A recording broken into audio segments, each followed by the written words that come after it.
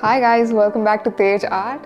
So today I'm back with a new video, and as I told you, I keep posting every Saturday or Sunday, or probably I'll just shift it to the next week.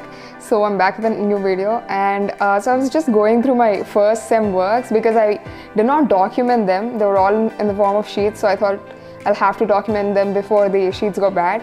So I documented them, and I wanted to make a video because it will give you an idea of what you're gonna go through in first semester, and it'll slightly tell you what you are gonna learn in your semester 1. I mean, probably it's not gonna be the same, but then it will be pretty similar. So if you'd like to see what you're gonna do in your architecture first year, I think this video is perfect for you. Now, before anything else, I want you to go and subscribe right now, and I'll also tell you what my next video is about.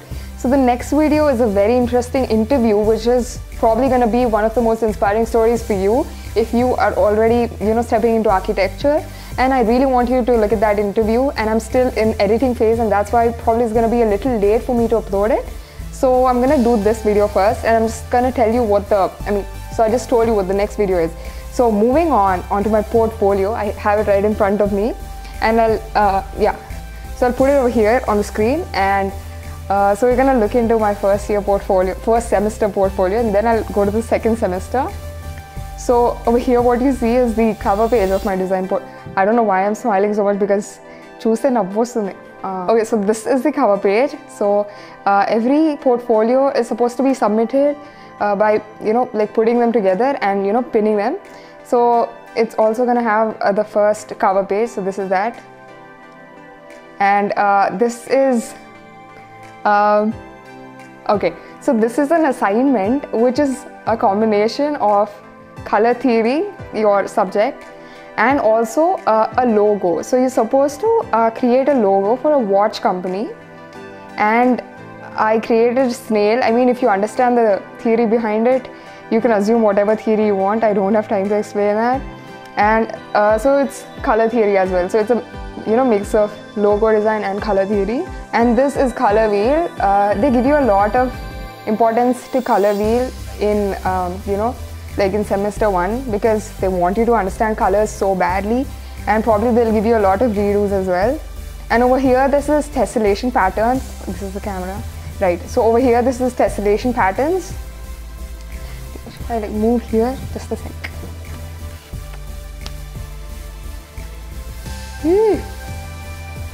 Okay, so over here, these are tessellation patterns, tessellations, and the first one, the skull pattern, is my favorite.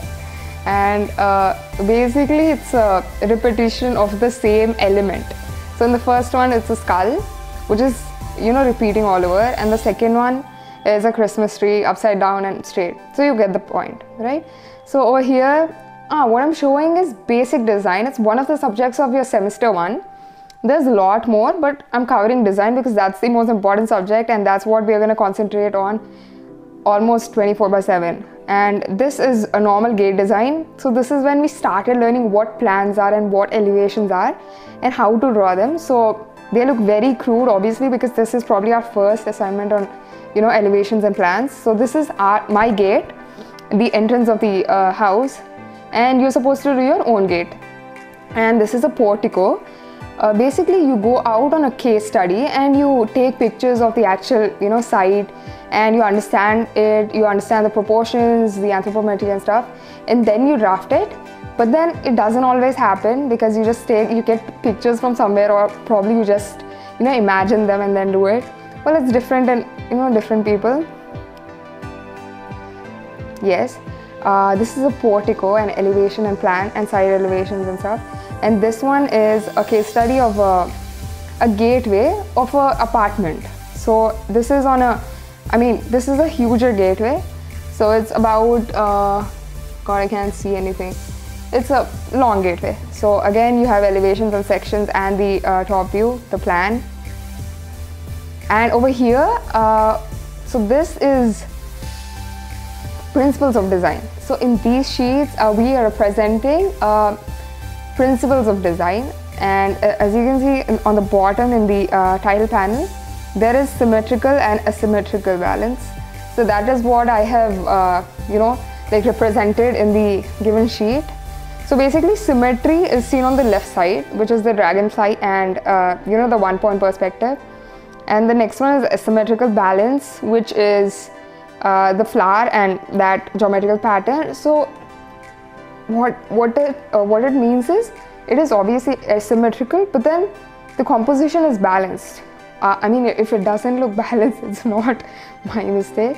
And over here, this is emphasis and contrast. Again, principles of design. So emphasis over here is, as you can guess, it's the red wine. So emphasis on the red part, and the other one is the skull. So emphasis on the skull, and the background is all dulled out, which is the bones. And then the contrast is the first one, the two heads would have contrast patterns, and the second one, which is something like a butterfly. So all this is very crude, and yeah, over here this is radial balance and scale and proportion. So you can understand what is radial balance and what scale and proportion. And this over here is principles of design, which is unity and variety. So over here, principles of design, which is movement and rhythm. Okay, so now we're going to look into elements of design, which is another important topic in Sem 1 design.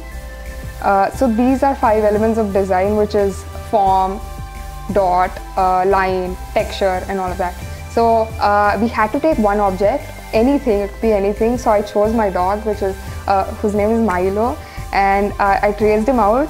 I mean, I drew him on my own, and then you had to make a stencil and then replicate it on all 5 papers of different colors, and then you'll have to represent it in a form of element of design. So, and in the first sem we also had workshop, which is pretty fun. We had to make a lot of trees and a lot of acrylic models and clay models, and I really hate making models because it's one of the most annoying subjects according to me, and handmade models are really irritating. So this is how I made trees when we were told to make trees. So this is a wire. I mean, completely doesn't make any sense. It looks like, I mean, for me it looked nice, okay, and no one else liked it. And this one is a black tree, and this is another tree. All these are supposed to be trees, okay. That's why I'm mentioning it at every point of it. And this is another tree. And we also made clay models like this one over here. Yeah, so this is a clay model, and we had to make a human model in different scales. So this is one, and we also had to make trees in different scales. So trees with real leaves from picked up from the road. And these are 3 different humans in 3 different scales. The first one came out a little good, and then we lost interest in the second and the third one. And this is another model. This, we had to make a human face. Like, how are we supposed to make it? We had to use a lot of elements, and this is the best we could do. I mean, we were divided into groups. So we were like in 2 persons in a group, but then everybody did it together, not like only 2 people did it. So it was like a group effort. And so in this head over here, really nothing to explain, because there's a ball in the head, and then we covered it up with mashed paper and clay, and then POP, and then POP broke 1 to 100 times, and then it was a mess, but then it was a good mess. And this one over here is one of the most important models that I worked on. I mean, like, I put so much hard work on this one and so much interest after telling you that I have no interest in models. And yeah, this was a tough job, man. So this is the hallway, and this is probably the study area or something. And this is the entrance of the bedroom, and over here you can see a dining table. And that's the flat bed, which doesn't have any height. It's just on the ground, literally. And hand painted walls, or you could say textured walls. Yeah, so that's it for the models, and we even did this. This was one of my favorite projects in design again. So we had to make like a mood board of a bedroom, and we had to choose one we had to choose one color scheme. So it could be like complementary colors, or totally black and white monochrome scheme, sorry. Or you had to pick a scheme or a color palette, and then you had to create like a mood board and also stick the plan over there. That was it for semester 1 design. So coming to second sem design, we had a lot of projects like designing a pod, designing a bus shelter, designing a ticket counter, an open community space, and then a residence case study. And then the major design problem was that they gave us a site, and then we had to design the whole residence in the whole site. So that is what I'm going to show you right now, because the other ones I'm not going to show you because all of that is like bus. And then over here, so this is the designing of the residence. So over here you can see the zoning of the residence and site analysis on the right side. So the sun path, wind path, and all of that. Whatever you do in site analysis, you'll be taught all of this, and how to zone the area and how to analyze whatever is going on the site. And then after you do all of that, and then you go to the planning. And this is my final sheet of ground floor plan. And so what I did is colored all of the landscape part and then left the plan intact. And on the sides you see 3D views of the plan. And this is the first floor plan. So there's legend over here and a little bit of explanation in the circle, and again a little bit of views and their explanation as well. So this is the hall, the corner window on the top, and then this is how the first floor plan came up. And these are very bad sections and elevations that I did not work on them properly. I just had very less time, so that is why it's very bad. So this is it for design semester 1 and semester 2.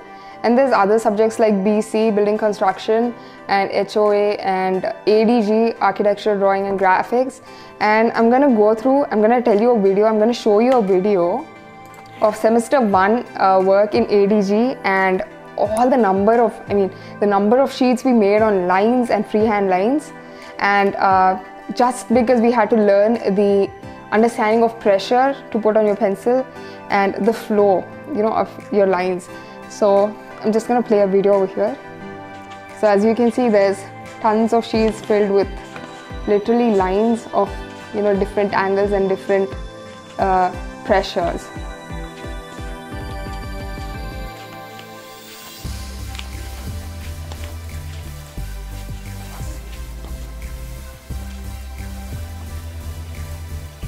Okay, so as you saw, we had to do a lot of sheets, and that is a mandatory if you are in ADG, architecture, not ADG.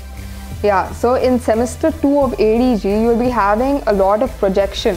So the subject projection. So you have projection of lines, projection of planes, projection of solids. All of that you can see in your architecture, drawing book, the textbook, and then you also have sciography in second semester. And then you have entices of column and ionic volute and all of that. All of these are very important, and they are easy as well. So understanding projections is very important, and you should be able to visualize that in your head, because if you're not able to do that, all your answers are going to go wrong, because this is not a subject that you can just buttify and do. So I hope you understood what you're going to have in your ADG first year, so Sem 1 and Sem 2. Basically it's all lines in the Sem 1, and in Sem 2 it's all projection of basically it's all geometry and stuff, right? And whatever you saw in the video, right? And now we're going to go to BC, building construction, which is again another important subject. So in semester 1 you're going to learn about brick bonds and all types of brick bonds and everything related to brick. And then so I'm going to show you a few pictures which are a little different, probably which you did not expect of. So these are lintels. So these are the type of sheets that you're going to be doing in your Sem 1. And this is this is roofing, so jack arch roofs. And these are foundations and footings. So you'll be learning all of that in BC. And these are terraces, types of terraces, and you know, thickness and the composition and all that. And these are arches again. So, and this is DPC, damp proof course. So these are the types of sheets that you'll be, you know, doing in your SEM 1. Again, going to SEM 2. Okay, so that is for you know, first SEM in BC, and then second SEM BC you'll be having a lot of flooring and, you know, drawings of main doors, windows, all of the detailed joinery details and fixtures that goes into all of these furniture and all of that. So you learn how to draw plan, elevation and sections of staircases, and this is gonna continue in the third semester as well, because you'll have to understand where to put what sort of staircase and, you know, how much area they're gonna, you know, occupy and etc. So that is it. And I have shown you all my design work from, you know, first year, my ADG and BC. So these are the main subjects that you have in drafting, and probably, I mean, I hope you understood what's gonna come in your, like, you know, semesters ahead. And if you are a new student, or if you are in 10th grade, 11th grade, don't get scared, because all of this will be very easy if you start doing it. And really don't get scared, because few people might think, oh my god, I did not expect all of this in, you know, architecture course, probably it's easy. No, it's not easy, and you'll have to work a lot. A lot means a lot, and you don't have to get scared, because it'll just go with the flow. Because, you know, if you're into the course, you just, you know, just go with it, that's it. Probably you'll face a lot of hardships and you'll not have time. I mean, that's common, so there's nothing new with it. And yeah, so if you're thinking of joining into architecture, or, you know, a new student, I hope this will inspire you, not scare you, right? And I hope you like the video, and I want you to go subscribe. And I'm very glad that you watched the video, because it's very nice to showcase my work, and I'm very happy to be able to, you know, reach such a huge audience. And I'm very happy to see that I have 690 or so subscribers, and I mean, that's amazing. Like, I don't understand, 600 people subscribe to my channel, and that's, yeah, as I told you, the next video is gonna be an interview with a very inspiring person, and I want you to watch it. And I cannot reveal the name or what the interview is about, because it's gonna go on next week, and I think you can wait. So just hit the subscribe and, you know, the bell icon, so that it'll tell you ki, yeah, the video is up, and then you can come and watch it. So that's it, bye.